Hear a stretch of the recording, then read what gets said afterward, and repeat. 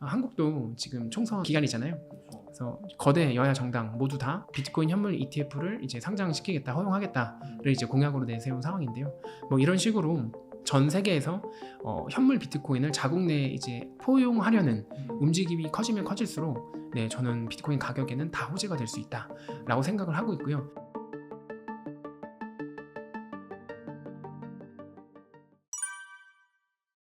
반감기는 이제 1단위로 채굴되는 비트코인의 공급량이 반으로 줄어드는 이벤트를 말하는데요.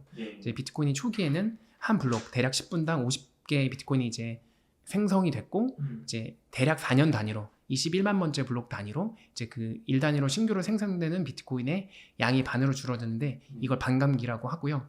그 이제 반감기를 계속 거치면서 최종적으로 2,100만 개의 비트코인이 발행이 되면 이제 발행이 멈추도록 지금 프로토콜이 설계가 되어 있습니다. 비트코인이 과거에도 공급이 줄어들었을 때 이제 그 시점에 바로 올랐던 건 아니고 한 텀을 두고 한 6개월에서 1년 정도 사이에 이제 가격 상승이 되게 많이 있었습니다. 몇십 배씩, 뭐 많게는 100배 이상. 그렇게 많이 올랐었나요? 네, 올랐었습니다. 아무래도 이 비트코인이라는 자산이 벌써 한 1,000조가 넘는 자산이 됐기 때문에 뭐 사실 그 정도로 막 10,000배, 막 100배 이렇게 오르는 건 단기적으로 오는 건 좀 어렵겠지만 어쨌든 과거 반감기 이후에도 많이 올랐지만 이번에도 동일하게 이제 계속해서 많이 오를 거라고 생각하고 있습니다. 네. 저 개인적으로는 지난 과거에 이제 반감기들은 그때 플레이어들은 이제 개인과 또는 이제 작은 규모의 VC, 벤처 캐피탈에서 투자를 해서 올렸기 때문에 그때보다는 지금이 사실 펀더멘털이 훨씬 좋아진 상태거든요. 지금은 미국이라는 국가에서 현물 ETF를 승인하면서 자국 내 자산 운용사를 통해서 이제 비트코인 현물을 계속해서 모아가고 차곡차곡 모아가고 있고요. 그래서 앞선 3번의 반감기와 달리 이번 반감기는 어쨌든 플레이어가 달라졌기 때문에 저는 오히려 변동성이 적은 채로 꾸준하게 올라갈 것 같다. 좀 이런 생각을 하고 있습니다. 네, 저 과거에 이제 플레이어들과 현재 이제 플레이어들이 국가에서 기관 단위로 바뀌고 있기 때문에 변동성이 과거같이 클 거라고 생각하지 않고 있고요. 오히려 지금부터 계속 반감기 되고 나서도 다음 반감기 또 그 다음 반감기까지 특별히 수요 측면에서 이슈가 없다면 공급적인 측면에서 봤을 때 가격은 오를 건데 꾸준히 우상향 할 거다. 큰 변동 없이. 네, 그래서 저는 굳이 뭐 지난 3번의 반감기 동안 뭐 몇 달쯤 됐을 때는 고점이었고 그 뒤는 떨어졌으니까 이때 팔고 이때 다시 사라 이런 전략이 아마 무의미해질 거라고 생각하고 있습니다. 그렇군요. 네, 그 사유는 과거의 플레이어가 완전히 바뀌었기 때문이고요. 네. 그렇게 과거의 패턴을 가지고 미래를 예측해서 투자를 하는 건 사이드 미러를 보고 운전하는 거랑 똑같다고 생각하고 있습니다.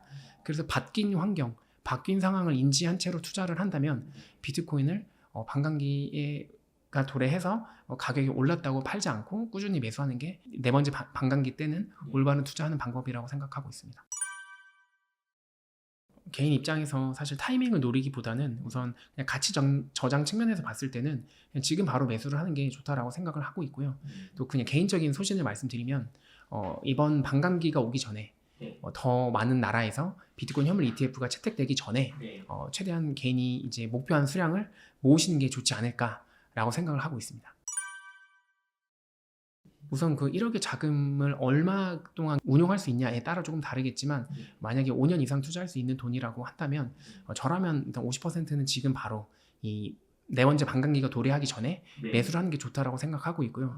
그 이후에 나머지 반은 본인의 어떤 계획에 따라서 뭐 이렇게 추가적으로 떨어질 때마다 매수를 한다거나 올라도 적립식으로 매수를 한다거나 뭐 그런 식으로 이제 전략을 가져가는 게 중요하다 생각을 하고 있고요. 지금 1BTC, 그러니까 한 개의 비트코인을 모으는데 7천만 원이면 사실 작은 돈이 아니거든요. 네, 근데 아까 말씀드린 대로 이 자산의 플레이어가 지금 바뀌고 있는 변곡점이고 그 시작을 제대로 된 시작을 이제 미국에서 끊었기 때문에 저는 그래도 가능하다면 어느 정도 수량은 최대한 빨리 모으는 게 좋을 것 같다라고 생각하고 있습니다. 저 개인적으로는 비트코인을 저도 오랜 기간 투자를 했고 이제 지켜봤기 때문에 제가 이제 목표했던 수량은 사실 전 작년에 이미 다 모아놓은 상태고요. 그래도 그 월급이 생겼을 때 어떤 더 나은 자산이 없다라고 판단이 되면 비트코인을 사는데 어제도 그래서 한 100만 원에서 150만 원 정도를 추가 실제로 매수했습니다. 네. 그래서 물량을 어느 정도 모으셨다면 뭐 적립식 투자하는 게 좋겠지만 만약에 정말 하나도 없다라고 하시면 사실 그 비트코인 0.5개를 사서 3,500만 원이잖아요. 네. 이게 10배가 가도 인생이 안 바뀌고 그리고 이게 반토막이 된다고 하더라도 인생이 막 망하지 않을 거잖아요. 일반적으로 어떤 직장인 분들이라고 한다면. 네. 그렇기 때문에 한 0.5개 정도의 비트코인은 반감기가 오기 전에 한 번에 사는 거 저는 좋다고 생각합니다. 네. 물론 평단도 중요하겠지만 그냥 단순히 개수로만 따졌을 때 한 0.5개 정도만 비트코인을 잘 모아도 한 10년에서 20년 장기간 투자한다라고 봤을 때 네. 전 세계 뭐 상위 한 10% 안에 들어갈 수 있을 거다라고 생각하고 있습니다. 비트코인의 보유량 기준으로. 보유량. 네, 그래서 사실 어떤 자산이든 투자해서 부자가 되는데 3,500만 원 정도는 사실 투자해야 된다 생각하거든요. 그렇죠. 정말 솔직히 말씀드리면 뭔가 당연히 정말 리스크가 있는 자산, 전 세계 시가총액에서 뭐 한 100등에서 벗어나는 자산을 뭐 한 3, 400만 원 투자해서 뭐 50배가 오를 수도 있겠죠. 하지만 지금 비트코인은 전 세계 거의 10위권 안에 들어가는 자산으로 이미 규모가 컸는데 그렇게 리스크가 낮은 자산 중에서 제 기준으로 높은 자산은 그렇게 많지 않거든요. 그래서 비트코인에 3,500만 원 투자하는 게 단순히 가격만 봤을 땐 비싸다고 볼 수 있지만 네. 어떤 투자든 사실 3,500만 원 정도는 투자해야 그렇죠. 유의미한 부는 늘릴 수 있거든요. 그래서 그 3,500만 원까지 투자하기까지는 네. 본인이 좀 더 노력도 하긴 해야 될 것 같아요. 그게 쉽게 번 돈은 또 쉽게 잃는다는 것처럼 네. 저 같은 경우는 대기업을 다니지만 주말에 아르바이트도 했었고 네. 저녁에 배달 아르바이트도 하고 주말에는 제가 뭐 이렇게 좀 노래하는 거 좋아해서 축가 아르바이트 하고 이러거든요. 네. 그래서 그렇게 번 돈으로 저도 힘들게 매달 아껴가면서 모은 거라서 이제 만약에 돈이 없거나 사회초년생이신 분들한테는 좀 힘들겠지만 이런 자산, 신생자산 초창기 투자 기회를 놓치지 않기 위해서 조금 더 이제 뭐 안 쓰는 물건도 좀 판다거나 뭐 여력이 된다면 아르바이트 조금 하신다거나 뭐 그런 식으로 좀 적극적으로 투자하는 걸 조금 권유드리고 싶습니다. 네.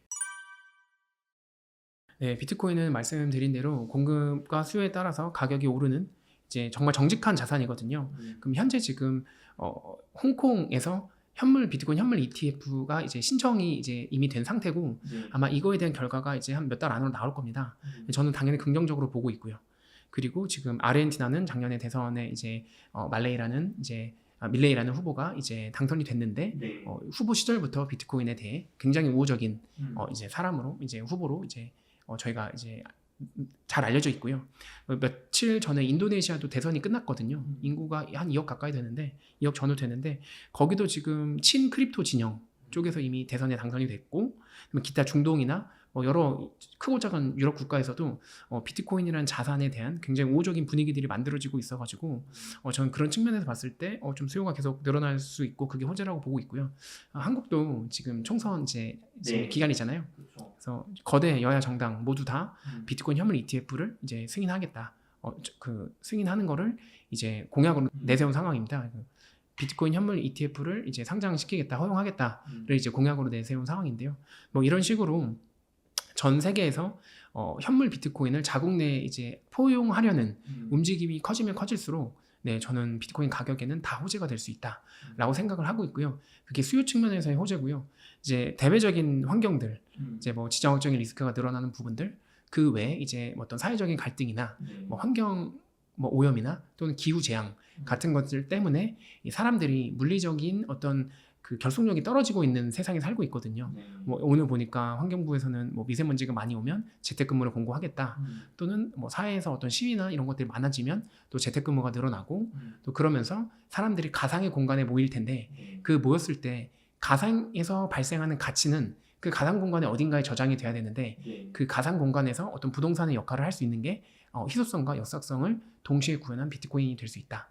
그래서 저는 어떤 비트코인 현물에 대한 직접적인 수요 측면에서도 계속 수요가 늘어나고 이 우리가 살아갈 세상이 저는 우리가 살아갈 세상을 갈등과 분열의 시대라고 정의하고 있거든요.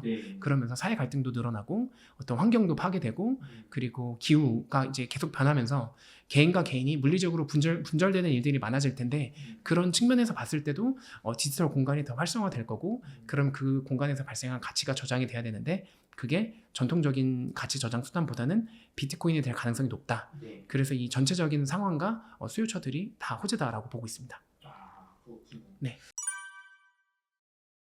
제가 조금 더 설명을 드리면 지난 대략적으로 한 5, 60년간의 세계화 시절에는 전 세계 모든 사람들이 어떤 물건을 싸게 만드는 데 사실 혈안이 있었잖아요. 그래서 물건을 싸게 만드는 게 어떤 전 모든 국가의 하나의 목표였죠. 그래서 우리 다 같이 싸우지 말고 살자.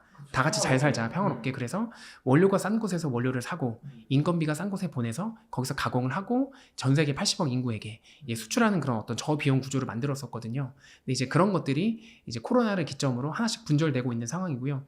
이제 그런 식으로 과거에는 어떤 생산성의 향상이 거대 토지, 거대 자본, 그 대규모 노동이 있는 곳에서만 가치가 발생됐었잖아요.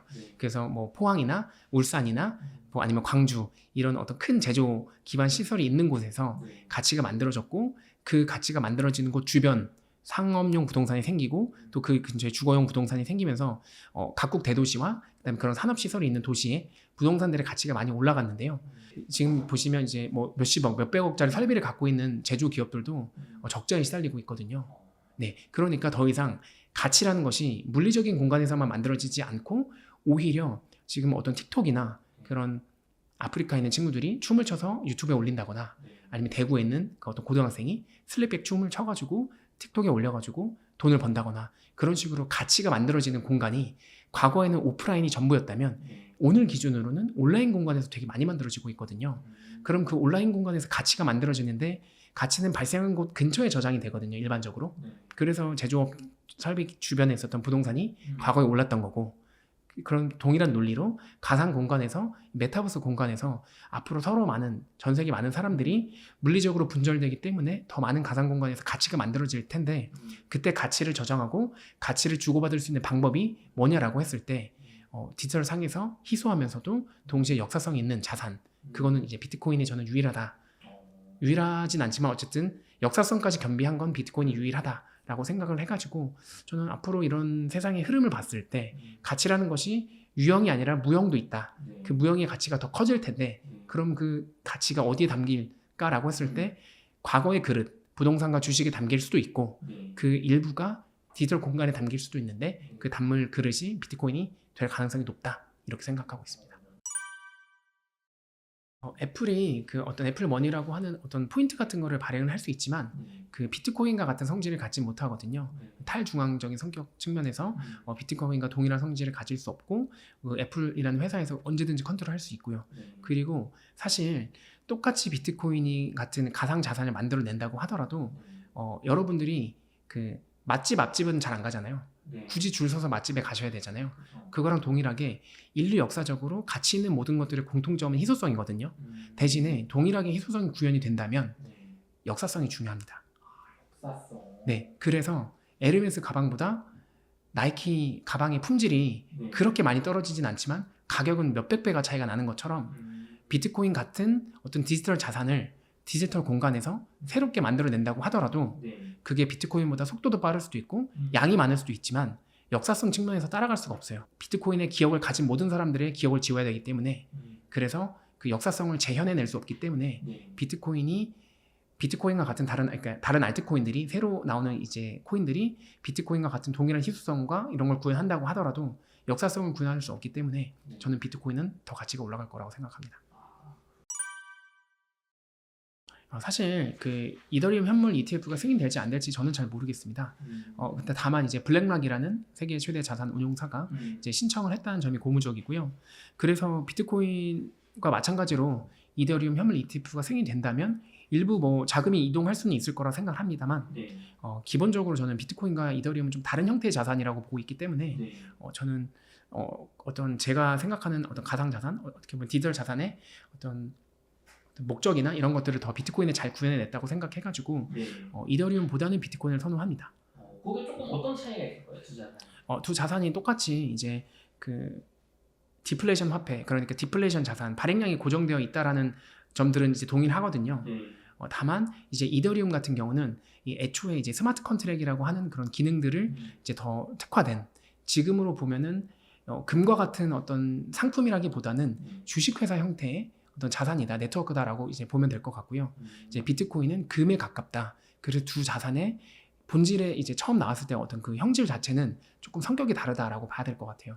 그래서 이더리움에서 할 수 있는 그런 기능들, 어떤 NFT를 발행한다거나 아니면 디파이를 이제 운영한다거나 이런 것들은 이더리움 이후에 나왔던 어떤 스마트 컨트랙을 구현할 수 있는 네트워크에서도 동일하게 이제 구현해낼 수 있거든요. 그래서 솔라나도 있고 뭐 트론도 있고 여러 가지 이제 그 메인넷을 가진 블록체인들이 많이 있어요. 이더리움과 같은 것들이. 하지만 비트코인 같이 어떤 그 금과 같은 역할을 하는 디지털 자산은 비트코인 이후에도 나왔지만 역사성에서 밀렸기 때문에 대부분이 아니라 100%다 사장이 됐고요. 비트코인만 남아있는 상태입니다. 네, 그래서 비트코인과 이더리움은 다소 차이가 있다. 물론 잘 모르시는 분들이 봤을 때는 이거 둘 다 똑같이 코인 아니야 라고 하실 수 있지만 두 개의 성격이 다르다라고 보셔야 될 것 같습니다. 당연히 이더리움 현물 ETF가 승인이 되면 자금이 새로 유입되기 때문에 이더리움 현물의 가격은 당연히 오를 거다라고 생각을 하고 있고요. 일시적으로 만약에 동일하게 어떤 수익률만 쫓는 자금이 시장에 들어온다면 비트코인 ETF로 들어갈 자금이 이제 이더리움으로 들어갈 수 있으니까 뭐 단기적으로는 어떤 가격 상승에 걸림돌이 될 수도 있겠지만 장기적으로 봤을 때는 이더리움도 아무리 이제 희소성을 구현해냈다고 하더라도 역사성을 구현하지 못했기 때문에 비트코인 네트워크에 그 가치가 흡수되거나 또는 밀릴 거다라고 생각을 합니다. 사실 뭐 저는 진짜 그걸 잘 모르겠어가지고 답변을 뭐 드리긴 좀 조심스럽지만 뭐 아무래도 똑같이 투기성 자금이 몰린다라고 하면 일부는 떨어질 수도 있겠지만 또 그 자체의 펀더멘탈을 제가 뭐 정확히 아는 것도 아니고 또 시장의 참여자들의 뭐 속사정을 제가 다 아는 게 아니기 때문에 사실 뭐 가격을 예측하는 건 좀 조심스러울 것 같습니다. 네.